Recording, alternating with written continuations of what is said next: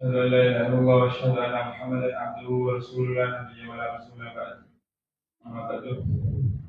Baik Bapak dan Ibu sekalian yang kami hormati, pertama-tama dan yang paling utama marilah kita panjatkan puji syukur kita kepada Allah Subhanahu wa taala yang telah melimpahkan rahmatnya dan hikmahnya kepada kita sehingga kita dapat berkumpul takwa. Untuk mempersingkat waktu, kita langsung mulai acara kajian rutin bulan sekali, yaitu kitab Al-Kabair yang akan diisi oleh Sabina Muhammad Ayub Habibullah Ta'ala. Untuk beliau, waktu dan tempat kami. Assalamualaikum warahmatullahi wabarakatuh. Innal hamdalillah nahmaduhu wa nasta'inuhu wa nastaghfiruh wa na'udzu billahi min shururi anfusina wa min sayyiati a'malina. Man yahdihillahu fala mudilla lahu wa man yudlil fala hadiya lahu. Asyhadu an la ilaha illallah wahdahu la syarika lahu wa asyhadu anna Muhammadan abduhu wa rasuluhu amma ba'du. Alhamdulillah ala ni'matihi tatimmus shalihat. Alhamdulillah yang masih memberikan kesempatan kepada kita untuk menuntut ilmu. Seperti yang biasa kami sampaikan, bahwa di antara keutamaan menuntut ilmu, di mana menuntut ilmu itu dilakukan di masjid, tentu dia begitu istimewa dibanding di tempat yang lainnya. Dalam hadis yang sahih, bahwa barang siapa yang meninggalkan rumahnya di waktu petang, sebagian ulama mengatakan bahwa waktu petang ini adalah setelah maghrib, setelah matahari terbenam, dia keluar dari rumahnya menuju ke masjid, liyata'allamul khaira, untuk mempelajari kebaikan, yakni untuk menuntut ilmu atau mengajarkan kebaikan, maka dia mendapatkan pahala seperti orang yang berhaji secara sempurna.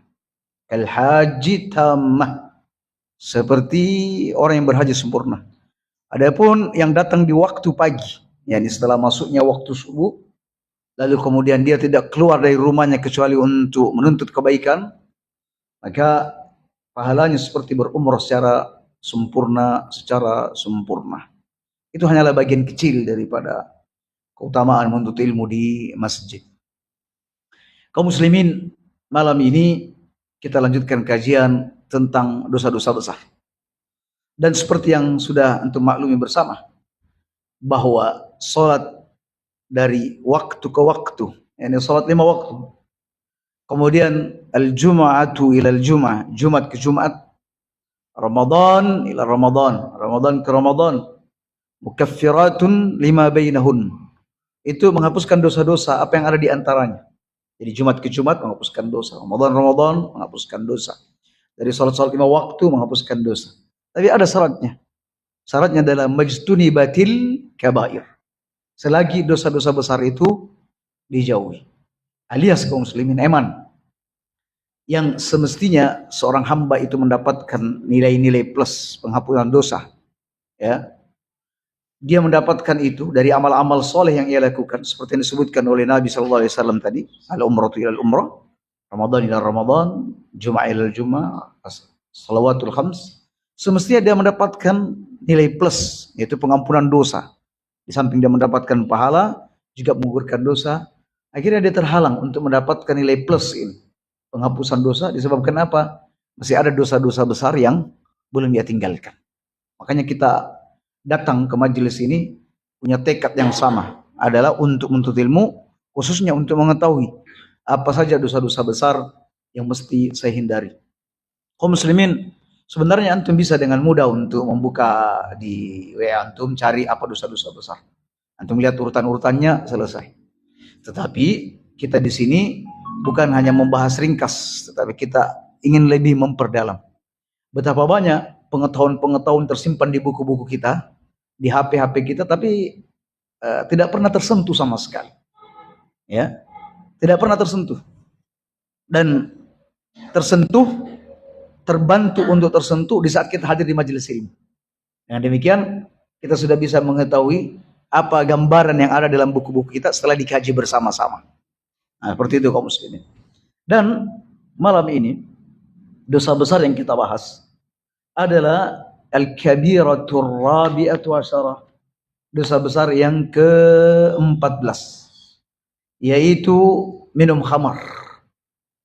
Minum khamar dan segala sesuatu yang memabukkan. Insya Allah tidak termasuk durian ya, nggak termasuk tape. Nanti kita bahas apakah ini juga masuk dalam kategori yang dilarang atau tidak. Tapi ala kulli hal, antum di sini insya Allah orang yang jauh dari hal-hal seperti ini. Minum khamar, mungkin jauh. Insya Allah jauh dari hal-hal seperti itu. Tetapi di saat kita menuntut ilmu, kita ini juga siap untuk menjadi dai, mengajak kepada kebaikan. Bahwa boleh jadi di sana ada keluarga kita yang masih kecanduan dengan hal-hal seperti itu. Atau ada tetangga kita. Atau ada orang-orang di sekitar kita yang kecanduan hal-hal seperti ini. Mungkin orang-orang seperti ini tahu ini haram. Tapi dia tidak mengetahui apa efek daripada perbuatannya tersebut. Baik di dunia ataupun di akhirat. Banyak orang kaum muslimin melakukan perbuatan dosa. Dia hanya tahu ini dosa. Dia hanya tahu itu dosa. Tetapi dia tidak mengetahui ini dosanya ada di tingkatan yang mana. Ya, apakah ada ancaman khusus untuk dosa ini? Ya, atau adakah efek-efek lain yang bisa memudaratkan dia di dunia dan di akhirat? Nah, jadi kaum muslimin kita perlu semua tahu ini agar sekalipun kita terhindar darinya, tapi kita bisa memberikan nasihat kepada orang lain untuk tidak melakukan perbuatan-perbuatan buruk tersebut. Karena disebutkan dalam Al-Quran, wal 'asr innal insana lafi khusr. Sungguhnya manusia itu demi masa, semua manusia itu rugi. Tidak ada yang beruntung, semuanya rugi. Illal ladzina amanu, satu, wa amilus shalihat, beramal soleh, wa tawasaw, saling menasihati, wa tawasaw bil haqq, wa tawasaw bis sabr. Kita tidak ingin mengungkari kemungkaran, kita sendiri tidak tahu ini betul-betul mungkar atau tidak. Ada orang mengingkari kemungkaran padahal sebenarnya itu bukan kemungkaran. Ya, jadi kita memang belajar untuk mengetahui lebih dalam bahwa ini mungkar, ini ma'ruf. Ini bid'ah, ini sunnah. Ini syirik, ini adalah tauhid. Agar kita tidak salah untuk memposisikan orang-orang bahwa ini perbuatan dia benar atau salah. Nah, baik kaum muslimin. Jadi sekali lagi, meskipun antum tidak termasuk dari orang yang minum khamar, ya, maka tidak ada salahnya kita tetap membahas kitab ini sesuai dengan urutannya. Bisa saja kita jamaah at-taqwa, alhamdulillah nggak ada yang minum khamar, sudah lewati aja. Atau boleh yang di jamaah at-taqwa ini tidak ada yang pemain riba, ya sudah loncati aja. Atau di sini tidak ada yang menipu, lewati saja. Cari yang sesuai saja kondisi mereka. Nah, tidak. Sekali lagi karena kita yang belajar kitab, jadi kita bahas secara runut. Baik. Allah Subhanahu wa taala berfirman tentang khamar. Khamar itu kaum muslimin dalam bahasa Arab sesuatu yang menutupi akal. Di mana ketika seseorang meminumnya atau mengkonsumsinya, akalnya hilang, kesadarannya hilang. Bahkan bukannya sekedar kehilangan akal, jiwanya sebelum minum khamar sempit, setelah itu menjadi luas. Sebelumnya penakut menjadi pemberani. Ya. Sebelumnya orang rendahan, dia laksana raja-raja yang berada di atas singgasana. Nah, itu yang disebut dengan khamar. Dinamakan khamar karena dia menutup akal. Bukan khamar di sini, mabuk di sini, asal mabuk, misalnya naik kendaraan mabuk. Nah, ini statusnya khamar, bukan seperti itu. Atau misalnya ada orang makan durian lalu semaput. Ya. Tidak, bukan begitu maksudnya.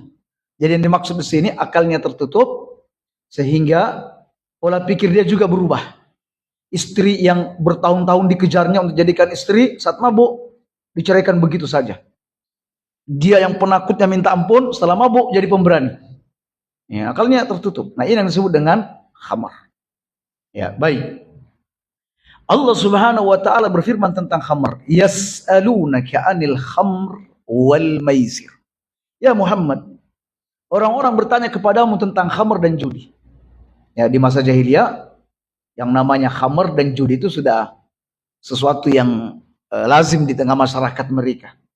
Nah, sehingga mereka mau menanyakan secara jelas, khamr dan judi itu apa hukumnya?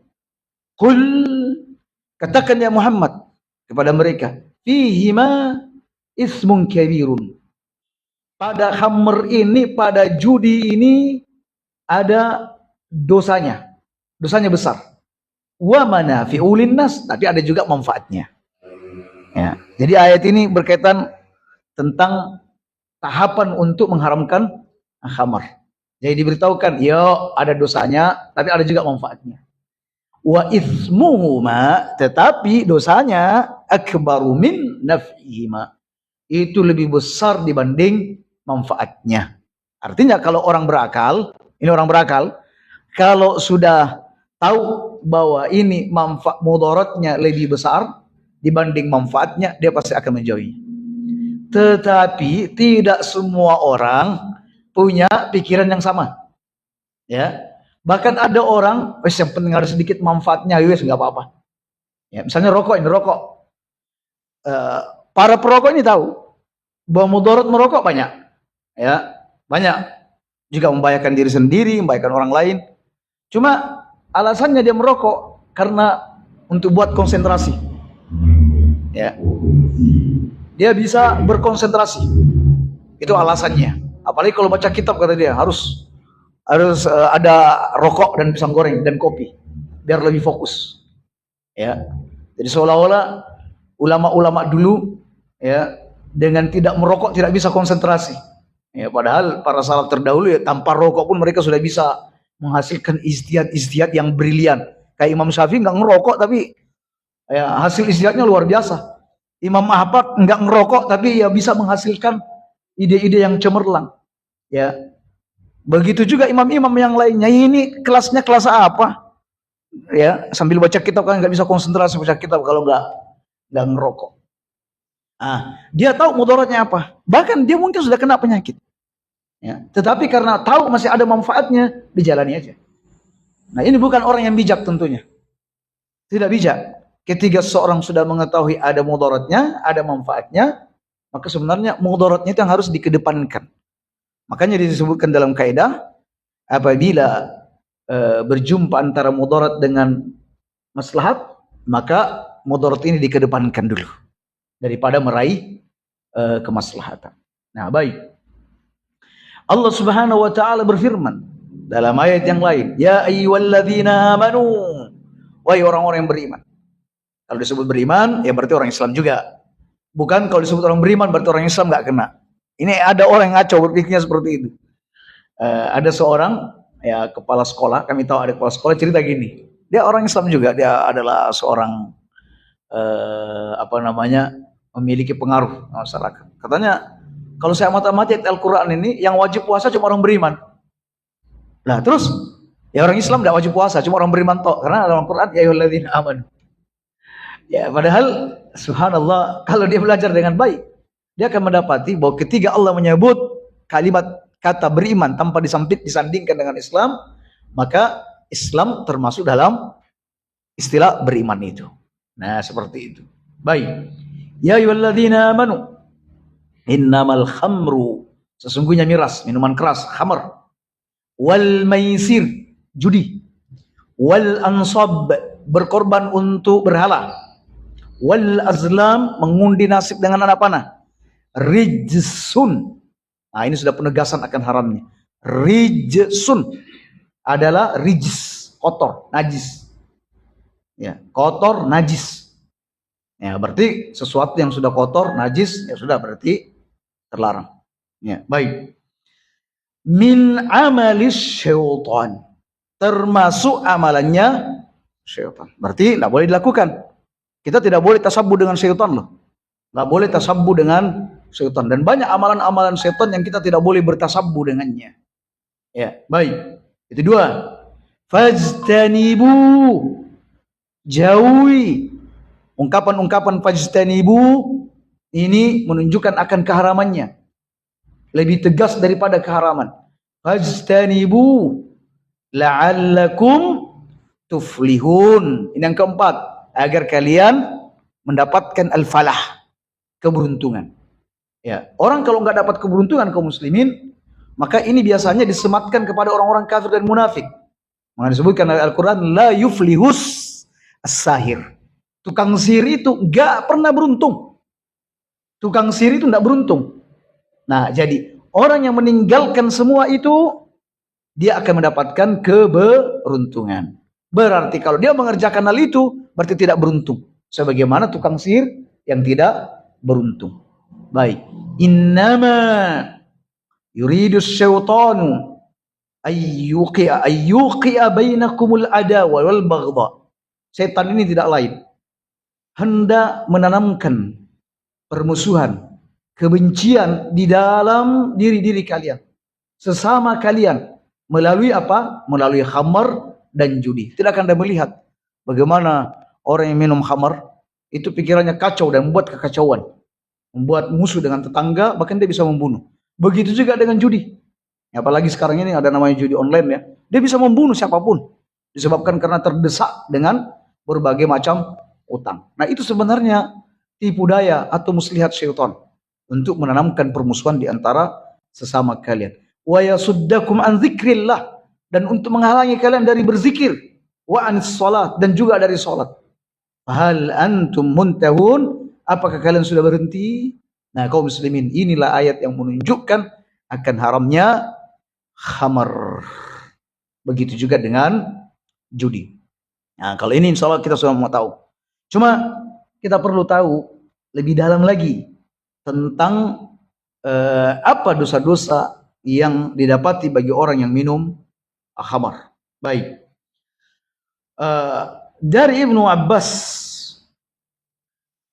radhiyallahu anhu qala, lamma nazalat tahrimul khamr, ketika turun ayat pengharaman khamr, masa sahabatu ba'duhum ila ba'din, para sahabat itu saling berjalan, saling mengunjungi sebagian yang lain, saling berkunjung, ya, mengunjungi sebagian yang lain. Untuk apa? Untuk mengingatkan mereka-mereka yang masih minum khamr.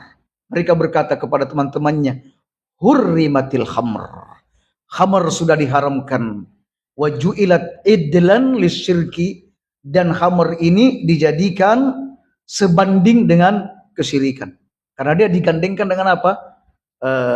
Syirik, berkorban pada berhala. Ya, Allah mengharamkan khamr, judi, dan persembahan terhadap berhala. Jadi disatukan dalam hukum. Nah, jadi inilah keistimewaan para sahabat. Tahu ini haram, segera mereka menyebarkan kepada kawan-kawannya bahwa ini haram. Jadi di masa kita ini, alhamdulillah, kalau kita misalnya dapat ilmu, sudah pasti itu haramnya, Anda tidak perlu sungkan untuk menyampaikan di grup-grup Anda kepada sahabat-sahabat Anda bahwa hal tersebut diharamkan, sambil menunjukkan ini dalilnya. Kalau memang ada perbedaan, sampaikan. Tapi kalau ulama sepakat ini haram, sampaikan bahwa ini adalah haram. Baik. Kemudian dari Nabi SAW, inna 'alallahi ahdan, Allah punya janji, liman yasrabul muskir, bagi orang yang minum khamar. Apa janjinya? Anna yusqihu min tinil khabal, ayyusqiyahu min tinatil khabal. Allah akan meminumkannya Allah akan berikan minum dari tinatil khabal. Kata para sahabat, ya Rasulullah, ma tinatul khabal? Apa yang dimaksud dengan tinatul khabal? Kata Nabi, araku ahlin nar, keringatnya penduduk neraka. Au usaratu ahlin nar, atau nanah, darah dan nanahnya penduduk neraka. Jadi kalau dia kehausan, nanah dan darahnya yang keluar dari luka-luka penduduk neraka itu diminumkan kepada peminum khamar. Dan hadis ini adalah sahih. Baik. Hadis yang lain, Nabi SAW bersabda, lu'inatil khamr, ala asratin aujuh. Khamr itu diharamkan pada 10 bentuk. Diharamkan pada 10 sisi. Satu, ya, lu'inatil khamr bi'ainiha. Khamr sendiri itu terlaknat. Ya, khamrnya itu sendiri, minumannya itu sendiri terlaknat. Yang kedua, wasyaribuha, Allah melaknat peminumnya. Ya. Wasyaribiha, peminumnya, peminum khamr. Yang kedua, wasaqiha, yang menuangkan. Itu terlaknat, sudah 3. Wabaiha, penjualnya. Ya, yang dijual di mini-mini atau di market-market besar. Ya, atau di warung-warung. Itu terlaknat semua. Wa mubta'iha, si pembelinya. Si pembelinya. Wa asiriha, yang memerasnya. Wa mu'tasiriha, dan yang minta diperaskan. Wa hamiliha, yang membawa, ya, pakai mobil yang mengantarkan ke market-market atau ke rumah-rumah. Wal mahmuli ilaih, dan yang minta dibawakan. Wa akili thamaniha, dan yang makan harganya, yang makan dari hasil jualannya. 10 ini semua terlaknat. Ya. Jadi intinya kaum muslimin, Allah melaknat siapa saja yang terlibat dalam urusan khamr ini. Baik yang nanam anggurnya. Maksudnya nanam anggur demi untuk apa? Untuk dibuat khamr. Ya. Yang memanennya dengan tujuan untuk dibuat khamr. Yang memproduksinya, yang membawanya ke toko, tokonya, yang membelinya, yang menjualnya, yang menunjukkannya, ya, yang buat iklannya, semua sama terlaknat. Semua sama terlaknat kaum muslimin. Nah, jadi jangan sekali-kali kalau antum punya toko misalnya, lalu kemudian menjual barang-barang seperti ini, maka Anda senantiasa akan terlaknat dengan apa yang Anda jual tersebut. Nah, ini serupa dengan rokok. Ya, serupa dengan rokok. Ya, terserah bagi yang memakruhkan, terserah bagaimana pembelaan dia. Termasuk rokok. Ya, termasuk rokok. Apa saja yang ada kaitannya dengan rokok ini, ya sama terlarang. Yang nanam tembakau, misalnya, yang manen tembakau tahu untuk rokok, juga tidak diperbolehkan. Ya, kemudian yang bantu ngering-ngeringkan tembakau, ya, yang minjamkan halaman rumahnya untuk jemur tembakau, ya, pokoknya tahu ada kaitannya semuanya, itu tidak diperbolehkan. Ya, yang memproduksinya, yang menjualnya, yang membelinya, yang menunjukkan, Pak, dimanjur rokok di sana.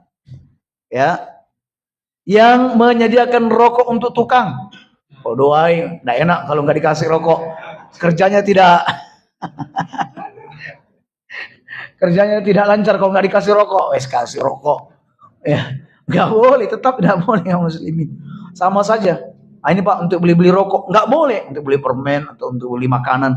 Jangan bilang untuk beli rokok. Ya, Ustaz, sudah lumrah ucapan-ucapan seperti ini. Sesuatu yang lumrah tidak boleh biasakan kaum muslimin kalau sesuatu yang sudah memang itu adalah hal yang diharamkan oleh Allah Subhanahu wa taala. Nah, seperti itu. Kemudian kaum muslimin,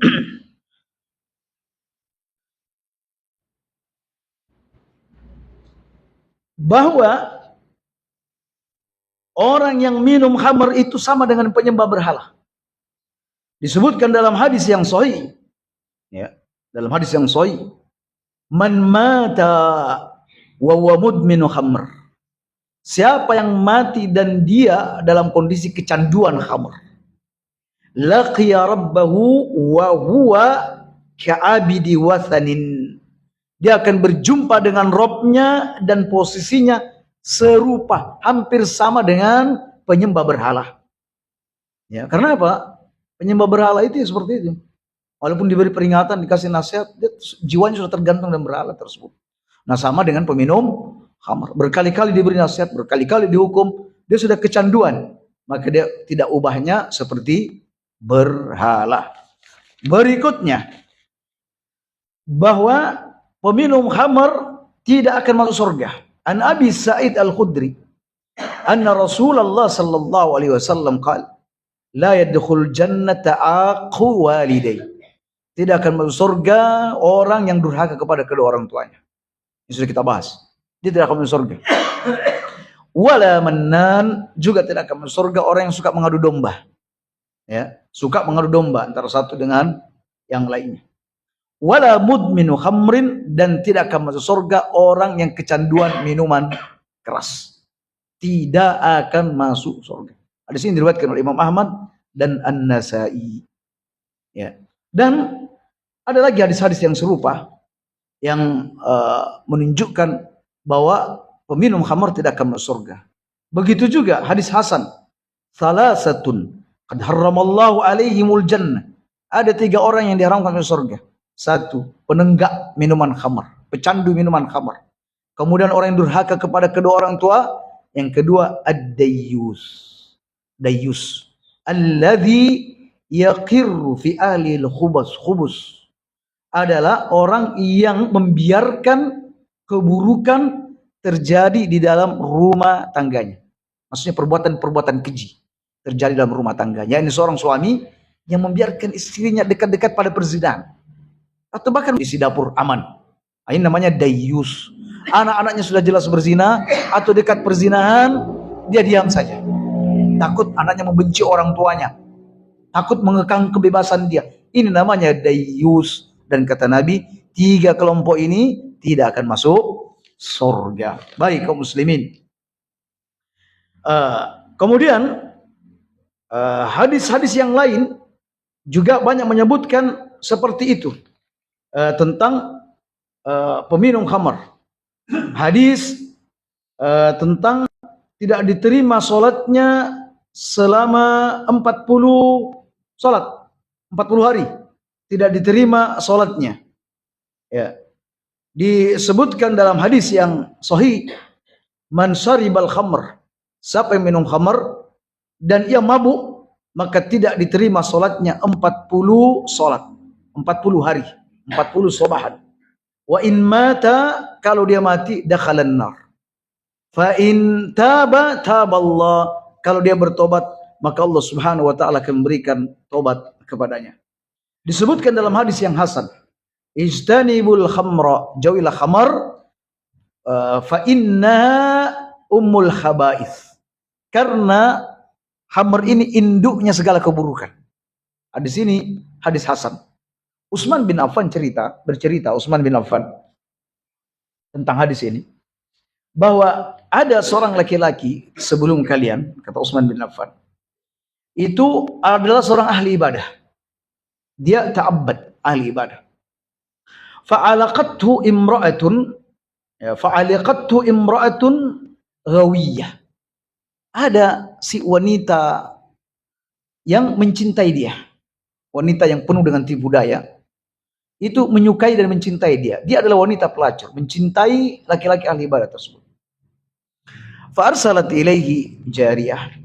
Lalu dia mengutus budak wanitanya untuk menemui ahli ibadah tersebut.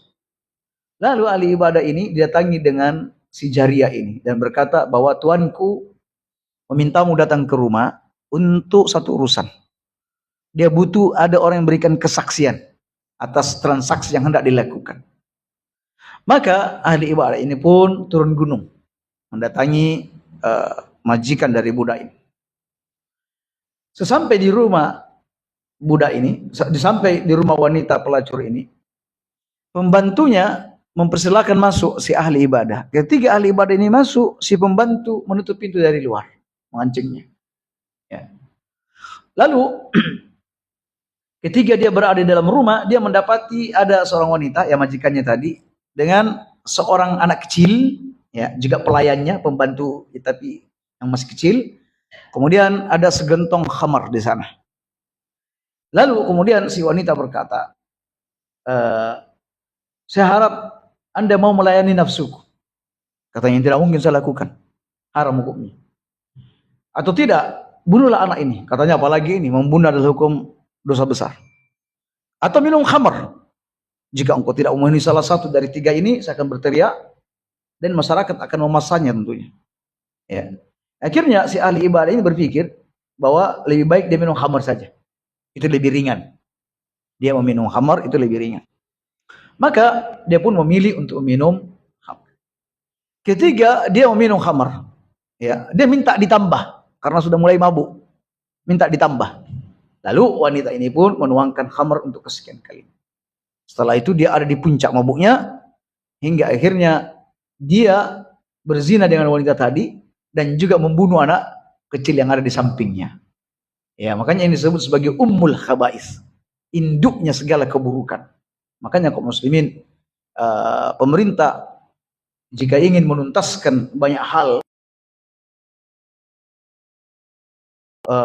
menghilangkan sumber-sumber penyebab dari keburukan-keburukan tersebut, yaitu ya peminum khamar harus disingkirkan. Setiap toko-toko yang muncul khamar itu ditutup, bukan malah diberikan izin untuk menjual di negeri-negeri kaum muslimin. Nah, itu disebut dengan umul khabais. Begitu juga kaum muslimin, khamar tidak boleh digunakan untuk berobat. Nabi Shallallahu Alaihi Wasallam pernah mendapati Ummu Salamah, ya, disebutkan dalam riwayat, istakat ibnatul li, kata Ummu Salamah, anakku sakit, anak perempuanku sakit. Fanabadhtu laha fi kuz, lalu aku peraskan dia anggur dan aku letakkan di satu wadah. Ya. Dan ketika Nabi Shallallahu Alaihi Wasallam masuk, dia mendapati ada wadah yang berisi perasan anggur yang sedang menggelegak, sedang mendidih. Ya. Kata Nabi, apa ini yang kau masak? Katanya, anakku ini sakit. Lalu saya peraskan anggur, lalu saya buat nabis dengan cara seperti ini. Dan ini maklum, cara-cara seperti ini ada untuk membuat khamar. Ya. Apa kata Nabi SAW? Innallaha lam yaj'al shifa'akum fi maharram alaikum. Sesungguhnya Allah Subhanahu wa taala tidak meletakkan, tidak menjadikan kesembuhan kalian itu dengan sesuatu yang diharamkan oleh Allah Subhanahu wa taala. Alias jangan sampai Anda minum khamar, tidak diperbolehkan. Nah, kaum muslimin, terkait dengan masalah khamar ini, ulama sepakat atau mayoritas ulama mengatakan bahwa khamar ini apapun, segala bentuk apapun, baik itu minuman atau makanan yang menutupi akal, yang membuat orang mabuk dari bahan apapun, maka itu disebut dengan khamar. Karena sebagian ulama bilang khamar itu hanya terbuat daripada perasan anggur. Nggak benar. Dari perasan apapun, baik itu dari gandum, baik itu dari anggur, dari apapun, ya, selagi itu bisa menghasilkan suatu minuman yang memabukkan, maka hal itu adalah haram hukumnya. Jadi tidak hanya sebatas anggur saja, yang nggak sebatas anggur. Kemudian kaum muslimin, disebutkan di dalam hadis yang sahih tentang khamar ini, bahwa khamar ini apa yang banyaknya memabukkan, fakhaliluhu haram, ma askarahu kathiruhu, apa yang banyaknya, kalau diminum banyak, maka meminum sedikitnya adalah haram. Minum sedikit adalah haram. Jadi ini ibaratnya Anda minum khamar satu botol, ada minuman, kalau satu botol ini memabukkan. Anda minum setetesnya juga adalah haram. Ya. Minum setetes adalah haram. Sama dengan air kencing, najis. Satu tetes Anda minum dari air kencing adalah haram. Nah, baik. Kalau itu, insya Allah kita akan, insya Allah paham. Sekarang, bagaimana status khamar ini, najis atau tidak? Zatnya najis atau tidak? Ulama berbeda pendapat. Sebagian mengatakan bahwa khamar itu adalah najis, tidak boleh disentuh, karena Allah mengharamkan. Sebagian ulama mengatakan bahwa najisnya najis maknawi, bukan najis zatnya. Ya. Karena di sini Allah Subhanahu wa taala menyebutkan sesungguhnya khamar, judi, berkurban untuk berhala, dan mengundi nasib dengan anak panah, ini adalah najis. Ya, ini adalah najis. Tentu memegang anak panah, ya, bukan najis.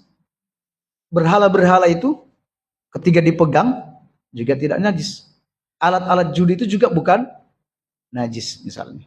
Berarti yang najis di sini najis maknawi. Bukan najis kalau disentuh. Tidak semua sesuatu yang dikatakan adalah haram berarti juga tidak boleh dipegang. Semisal racun misalnya. Racun ini haram untuk diminum atau dimakan. Ya, racun. Tapi ketika Anda memegangnya, maka tidak mengapa. Ya, tidak mengapa.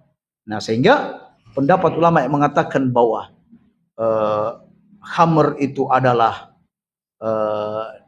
najis maknawi, bukan najis secara zahirnya, maka inilah pendapat yang benar insyaallah. Baik. Kemudian yang kedua, terkait dengan parfum yang mengandung alkohol. Ada yang mengatakan tidak boleh, ada yang mengatakan boleh. Seperti yang kita katakan tadi, bahwa khamr ini kenajisannya bukan najis yang zahirnya, tetapi dia bersifat maknawi. Jadi ketiga misalnya ada sesuatu yang dicampurkan dengan bahan alkohol lalu mengenai badan dan lain sebagainya, maka ini tidak mengapa. Nah, sekarang terkait dengan masalah sebagian obat-obat yang tercampur dengan alkohol. Ketahuilah kaum muslimin bahwa untuk alkohol ini hampir ada di setiap buah, ya, buah makan itu ada mengandung alkohol. Alkohol ini bukan minuman sebenarnya. Sebab kalau alkohol ini Anda minum, ya, memudaratkan atau mungkin diminum dengan jumlahnya mati. Ya, atau etanol ya, alkohol. Nah, cuma ketika alkohol ini dicampurkan dalam satu minuman dengan kadar tertentu, maka ini memabukkan. Ya, tergantung berapa kadar yang dimasukkan ke dalamnya. Nanti makanya ada namanya wine, ada namanya whisky, ada apalagi namanya macam-macam itu tergantung dengan campuran alkohol, kadar alkohol yang dimasukkan dalam minuman tersebut. Nah, ketika dia sudah dimasukkan, diolah sehingga dia menjadi khamr, minuman memabukkan, maka sedikitnya menjadi haram. Intinya alkohol ini bukan minuman. Dia bukan minuman. Ya, jelas ya. Dia bukan minuman. Dan ketika misalnya alkohol ini masuk di dalam satu zat yang lain, semisal ada air misalnya, diberikan setetes. Anda minum air ini sebanyak-banyaknya, tentu tidak akan memabukkan Anda. Tidak mabuk. Bahkan setetes atau 2 tetes ini akan hilang. Nah, ini yang mirip dengan sekarang air kencing ya. Air kencing. Air kencing ini Anda minum dengan jumlah banyak haram. Jumlah setetes pun haram hukumnya. Nah, sekarang misalnya ada air sumur kita, kemasukan 2-3 tetes air kencing. Tetapi tidak berubah warna, bau, dan rasanya. Maka air ini tetap suci. Ya, air ini tetap suci. Jadi bisa membedakan kan? Nah, jadi alkohol yang masuk misalnya di dalam minuman, obat-obatan, ya, sebagian ulama mengatakan bahwa ini tidaklah hal yang diharamkan. Ya, dia tidak masuk dalam hal yang diharamkan. Jadi istilah khamr itu adalah memasukkan alkohol dalam suatu minuman dengan takaran tertentu, kemudian ini bisa memabukkan, diminum dalam jumlah banyak, maka sedikitnya pun setetesnya dari minuman tersebut itu menjadi haram. Jadi istilahnya etanol ini adalah bahan untuk menjadikan sesuatu itu bisa berubah, beralih menjadi sesuatu yang memabukkan. Nah, baik. Demikian tentang masalah alkohol. Jadi alkohol ini bisa digunakan untuk membersihkan luka, ya, dan apa saja yang berkaitan dengan dunia medis untuk penggunaan luar. Ya, demikian tentang masalah khamr. Insyaallah sebenarnya ada begitu banyak hadis-hadis yang berkaitan dengan khamr, tapi kami sudah meringkasnya dengan seringkas-ringkasnya. Ini kalau diikuti ini bisa sampai 25 halaman ini. 25 halaman. Semua asar-asar berikut tentang cerita-cerita, kisah-kisah tentang peminum khamr, bagaimana akhir kesudahan dari peminum khamr, begitu juga dengan apa efek buruk dari peminum khamr, ya, yang sebagainya alhamdulillah sudah kita sebutkan. Dia tidak akan masuk surga, dia akan minum dari nanah dan darahnya pada penduduk neraka, kemudian tidak diterima sholatnya, dia menanamkan kebencian antara sesama, kemudian dia disandingkan dengan kesyirikan, alias kita sudah menyebutkan semuanya di sela-sela pembahasan kita, alhamdulillah. Nah, tampaknya sudah masuk Islam. Azan dulu baru tanya jawab setelah itu ya.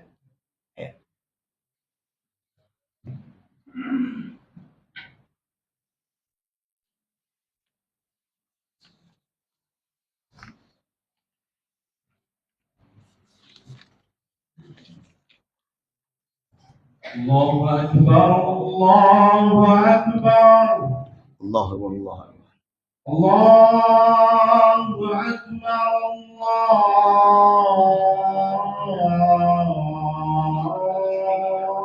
Allahu Akbar. Allahu Akbar, Allahu Akbar. Asyhadu an la ilaha illallah. Asyhadu la ilaha illallah. أشهد أن لا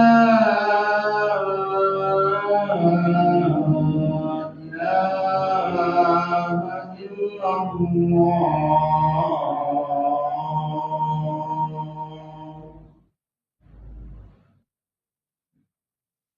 أشهد أن محمدا رسول الله.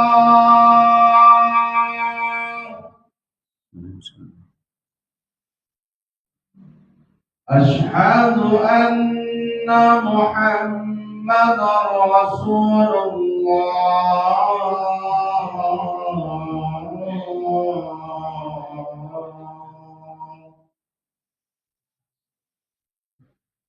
حي على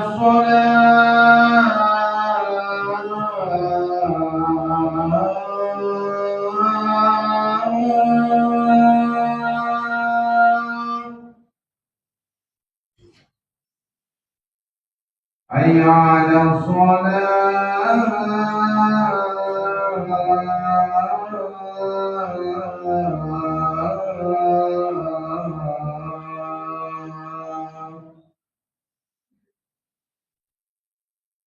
حي على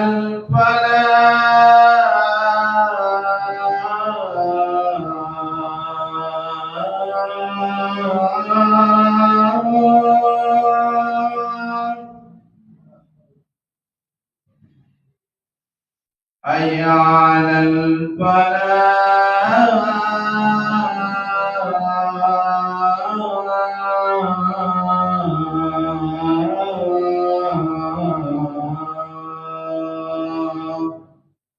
لا حول ولا قوة.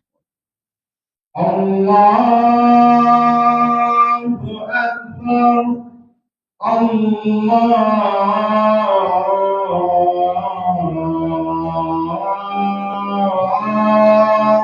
أكبر.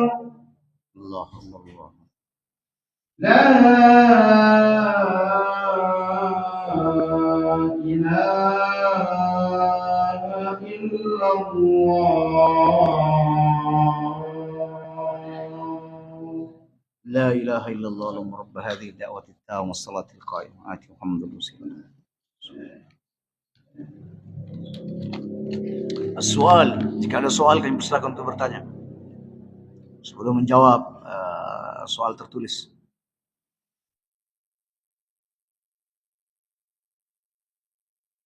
Seorang menanam pohon yang bisa berbuah di tanah wakaf di masjid. Apakah orang tersebut diperbolehkan mengambil, dan apakah orang tersebut diperbolehkan mengambil dan menanam buah tersebut?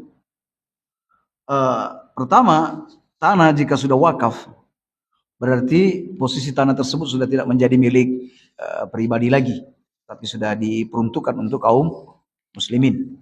Berarti apapun yang dihasilkan dari tanah tersebut ya dikembalikan kepada kaum muslimin. Ya, dikembalikan kepada kaum muslimin. Nah, terkait dengan masalah pohon yang ditanam, maka jika bisa diambil manfaatnya untuk kemakmuran masjid, misalnya sudah pada matang, sudah tua, lalu kemudian dijual, lalu dikembalikan ke masjid, nah itulah yang yang benar. Atau buahnya mau dibagi-bagikan kepada masyarakat sekitar, ya itu juga diperbolehkan. Ya, tetapi kalau mengambil secara pribadi karena merasa bahwa dirinya menanam, tidak diperbolehkan. Boleh. Kalau Anda merasa memilikinya dan tidak ingin diambil orang lain, ya angkat saja pohonnya. Ya, tetapi karena apa? Akarnya tidak berhak tinggal di mana? Tinggal di tanah wakaf tersebut. Jadi diangkat. Nanti tinggal membincangkan dengan takmir masjid apakah diberi beberapa sebagai ganti rugi dan lain sebagainya. Tapi intinya itu dikembalikan kepada masjid. Ya, demikian. Nah, terkait dengan Ashabul Khamar. baik. Tadi dijelaskan ada sebuah hadis yang menjelaskan bahwa orang yang mati dalam keadaan minum khamar seperti matinya berubah. Baik. Terus bagaimana pengurusan dia? Apakah dia dalam kepengurusan jenazah apa bisa diperlakukan secara kaum muslimin atau di luar itu? Baik. Terkait dengan peminum khamar, bahwa di awal-awal peminum khamar itu hukumannya adalah dibunuh. Ketika dia minum khamar yang keempat kalinya, itu dibunuh. Tetapi dibunuhnya dia itu bukan menyebabkan karena dia keluar dari Islam. Dan tidak ada dalil-dalil yang menunjukkan bahwa peminum khamar itu telah keluar dari Islam. Tidak ada sama sekali. Lalu kemudian hukuman ini terhapus. Hukuman ini sudah tidak berlaku, bahwa peminum khamar itu tidak sampai dibunuh. Tetapi dia tetap dicambuk sebanyak 80 kali cambukan. Berapa kali dia minum, ya begitu segitu juga hukuman yang diberlakukan untuknya tanpa dibunuh. Dan tidak dikafirkan. Tidak dikafirkan. Alias bahwa peminum khamar ini terjatuh dalam dosa besar. Dan orang yang terjatuh dalam dosa besar berarti dia tidak kafir.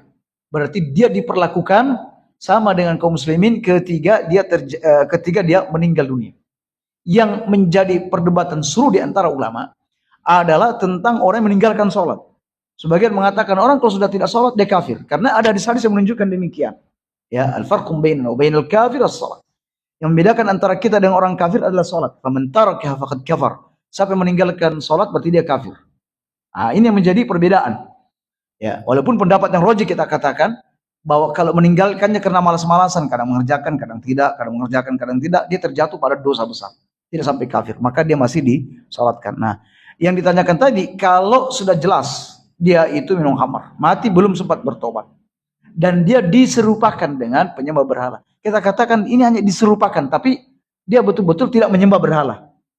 Ya, jadi dia hanya diserupakan. Semisal, barang siapa yang mati dan di lehernya tidak ada baiat, mata mitatan jahiliyah. Matinya mirip serupa dengan mati jahiliyah. Hanya serupa saja, tetapi dia betul-betul tidak mati jahiliyah. Alias dia telah terjatuh dalam dosa besar. Dengan demikian, dia tetap disolatkan sebagaimana kaum muslimin yang lainnya. Demikian. Ya.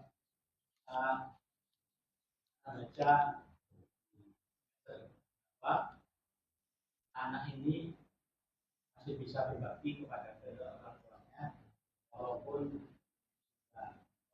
bahkan triliunan pahala atau bahkan lebih. Kalau niat sedekah untuk orang tuanya sudah jelas dalilnya, ya. Apakah perbuatan anak yang soleh, yang selalu melakukan ketaatan tanpa diniatkan untuk kedua orang tuanya, hanya di situ disebutkan sudah, misalnya qobliyah subuh dengan dalil rakaat al-fajri ilminatnya beliau matiha, maka orang tua yang sudah meninggal itu juga mendapatkan. Yang kedua sekarang misalnya seorang biasa ataupun apa namanya diundang kepada acara-acara sifatnya tasabur dengan di alam naturah. Nah, kan sekarang sudah selesai. Walaupun masih ada nanti, walaupun di bulan Rabiul Akhir ini itu mau dan makan di sini. Apakah ini patut kita hindari? Andai kata terpaksa, karena misalnya ada dari kepala desa, Ustaz, harus dibatani agar tidak demo dan seterusnya. Maka anak dengan terpaksa, tapi mengingkari, Ustaz. Apakah itu juga kategori? Ya, baik. Kaum muslimin, tentang yang ditanyakan oleh penanya bahwa anak apakah bisa juga mengalirkan pahala kepada orang tua selain doa? Kita katakan ya, karena disebutkan dalam firman Allah, wa an laisa lil insani illa ma sa'a. Manusia tidak mendapatkan kecuali apa yang diusahakan, dan anak adalah hasil usaha orang tua. Kecuali kalau orang tua melahirkan lalu mengabaikan begitu saja tanpa diberi pendidikan yang baik, tanpa ini dan sebagainya, anaknya terlantar, berluntang-lantung ke sana kemarin, nggak ngerti apapun, maka orang tuanya tidak berusaha kecuali dia hanya sekedar melahirkan saja. Ya, jadi ketika orang tua mengarahkan anaknya pada kebaikan-kebaikan, ya, lalu kemudian dia meninggal dunia, maka anak-anak ini ketika dia terus berlanjut hidupnya, alias dia panjang umur, dia melakukan kebaikan-kebaikan, otomatis orang tuanya juga dapat. Ya, karena itu adalah usaha dari orang tua. Nah, jadi seperti yang kita bahas dalam kitab Ar-Ruh Ibnu Qayyim di Al-Irsad, bahwa pahala yang mengalir kepada orang yang mati itu ada dua sisi. Satu jenis pahala yang ada hubungan dengan perbuatan dia di kala hidupnya, ya, dan ada yang sama sekali tidak ada sangkut pautnya dengan perbuatan dia di kala hidupnya, belas nggak ada sangkut pautnya. Di antaranya tadi yang ada sangkut pautnya itu satu adalah apa namanya, idza matal insan yang qata amalu illa min thalas. Itu yang kecuali tiga, sadaqatin jariyah dan seterusnya.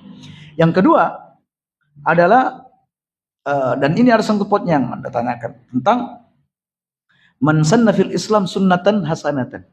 Siapa yang mempelopori, ya, menjadi pelopor dari sebuah kebaikan, lalu kemudian orang-orang mengikutinya, dia akan mendapatkan pahalanya dan pahala orang yang mengikutinya tanpa mengurangi sedikit pun pahala orang yang mengikutinya. Alias sampai orang ini mati pun, kalau ada orang yang mengikuti kebaikan yang pernah Anda tanamkan di tengah masyarakat, maka Anda mendapatkan pahalanya. Tapi ketika Anda menjadi pelopor keburukan, lalu orang-orang mengikuti keburukan tersebut sampai meninggalnya Anda tetap dapat keburukannya. Waliyadzubillah. Nah, baik. Nah, terkait dengan para pejabat-pejabat, ini rentan dengan hal-hal seperti ini. Rentan sekali.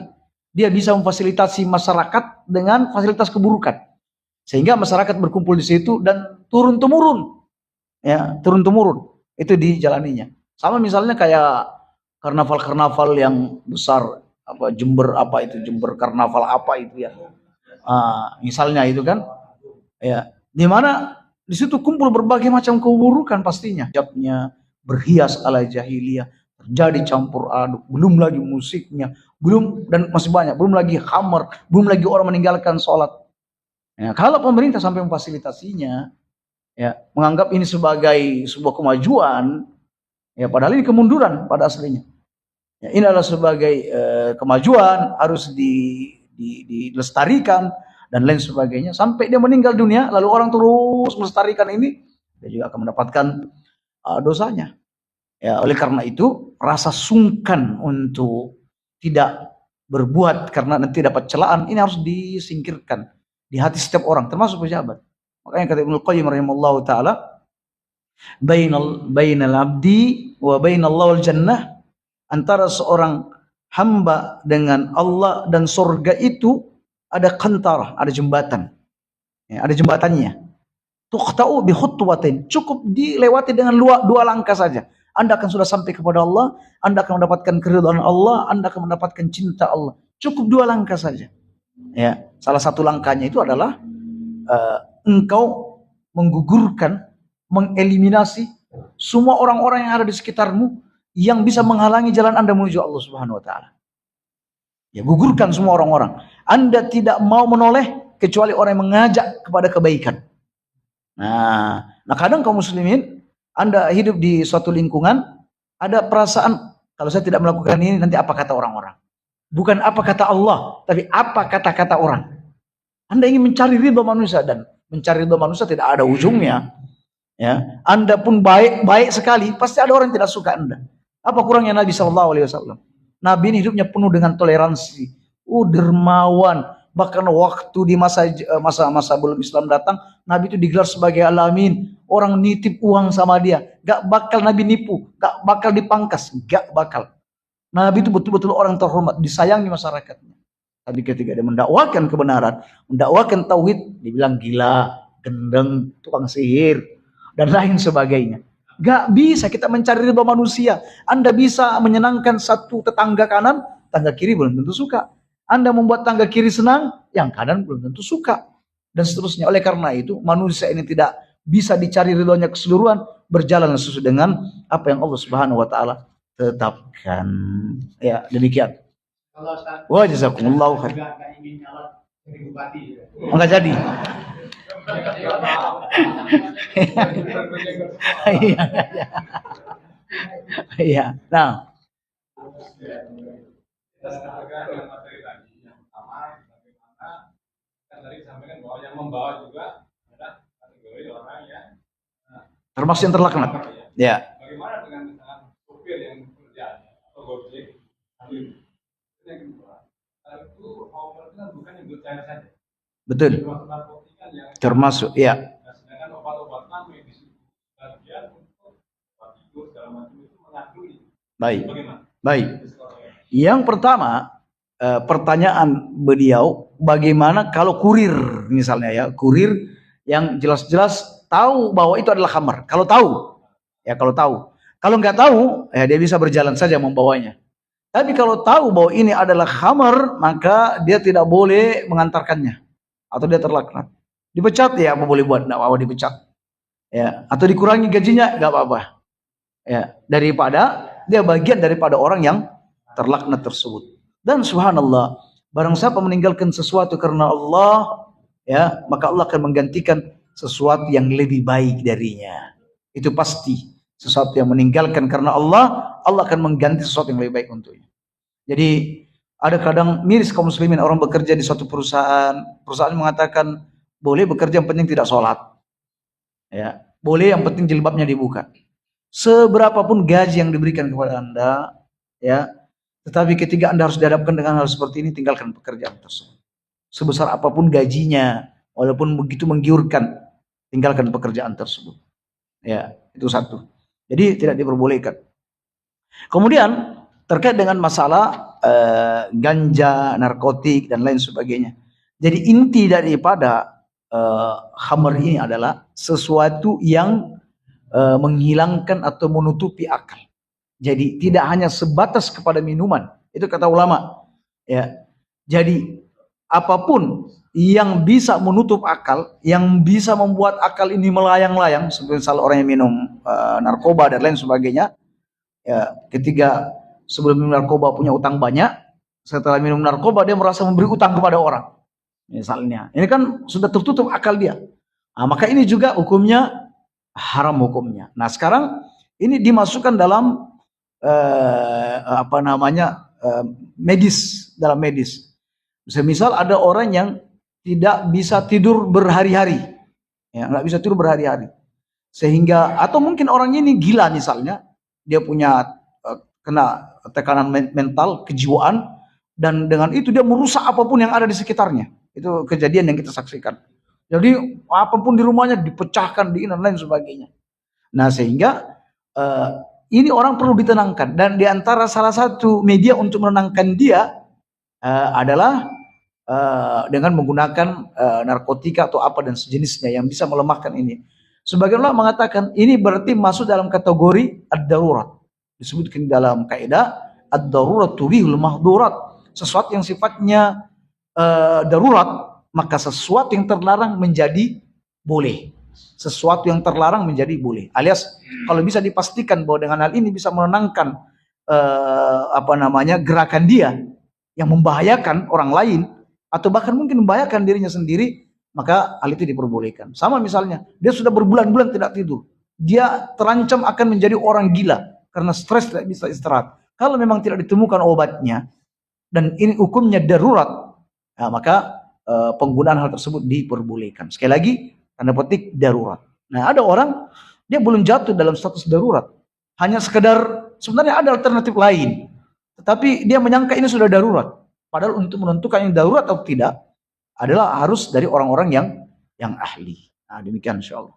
Nah, baik, kita cukupkan sampai di situ. Mudah-mudahan kajian yang ringkas ini mendatangkan manfaat. Dan untuk kajian berikutnya yang terkait dengan, oh ini masih ada satu pertanyaan. Saudara saya bekerja sebagai teknisi mesin ATM. Bekerja di perusahaan yang menyediakan tenaga perbankan ATM. Bagaimana status hukum dari gaji yang diperolehnya? Terkait dengan masalah riba ini, kaum muslimin, riba ini yang terlaknat adalah yang menjadi pencatatnya dua orang yang bertransaksi, yang memberikan dan yang meminjamkan, yang meminjam dan meminjamkan, saksinya dan penulisnya yang terlaknat. Terkait dengan masalah perbankan, perbankan ini kaum muslimin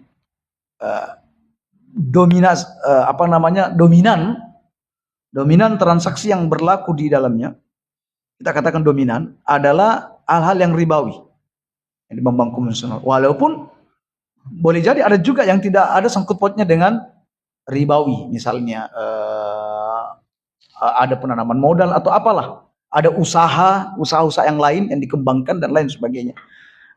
Ada juga yang berkaitan dengan kirim mengirim uang, jasa, ya, kirim mengirim uang, ya. Dan kita ketahui untuk kirim mengirim uang ini, transfer dan lain sebagainya, ini memang adanya biaya, itu adalah jasa. Itu jasa. Nah, istilahnya kalau masuk dalam urusan seperti ini tidak ada sangkut pautnya dengan utang piutang, nggak ada sangkut pautnya dengan utang piutang, maka kita katakan bahwa gaji yang didapatkannya itu masih halal. Walaupun mungkin di sana masih ada percikan-percikan ininya, percikan-percikan ribanya. Oleh karena itu, kaum muslimin, kita tidak mengatakan bahwa jasa teknisi untuk memperbaiki mesin ATM ini salah, tidak, karena ini tidak ada sangkut pautnya dengan utang piutang, ini hanya sekedar tarik menarik uang. Maka hal ini tidak ada dosa menurut kami, insyaallah. Ya, upah yang didapatkannya tidak haram. Baik. Ya. Apakah musik itu bisa disetarakan dengan khamr? Karena musik itu juga bisa mengawetkan dan bisa bikin kadang perasaan itu melayang-layang. Iya. Ya, dan hal ini ya, untuk khamr itu kalau orang tidak suka khamr, tapi mengharapkan botolnya untuk bensin lah. Iya. Ayah, baik. Terkait dengan musik, seandainya tidak ada hadis yang berkenaan dengan musik, maka kita tidak akan bisa menganalogikan antara khamar dengan musik. Seandainya tidak ada dalil. Di sini ada dalil yang dimana dalil ini begitu tegas mengatakan bahwa nanti akan ada kaumku yang akan menghalalkan al-hira. Al-hira itu adalah zina. Wal harir, kain sutra. Kemudian wal ma'azif, dan alat-alat musik. Alat-alat musik. Itu ada dalilnya. Hadis ini diriwayatkan Bukhari secara ta'liq. Dan hadis ini sahih, amat sahih di sini. Walaupun ada yang mengkritik, tapi satu dua orang yang bukan ahli dalamnya mengkritik, tapi hadis ini adalah sahih. Ini ada nas jelas. Nah, demikian kita tidak butuh lagi untuk menganalogikan antara musik dengan khamar, tidak perlu. Seandainya tidak ada dalil tentang musik, ya masih bisa dipertimbangkan apakah bisa dianalogikan dengan khamar atau tidak. Jadi intinya jelas.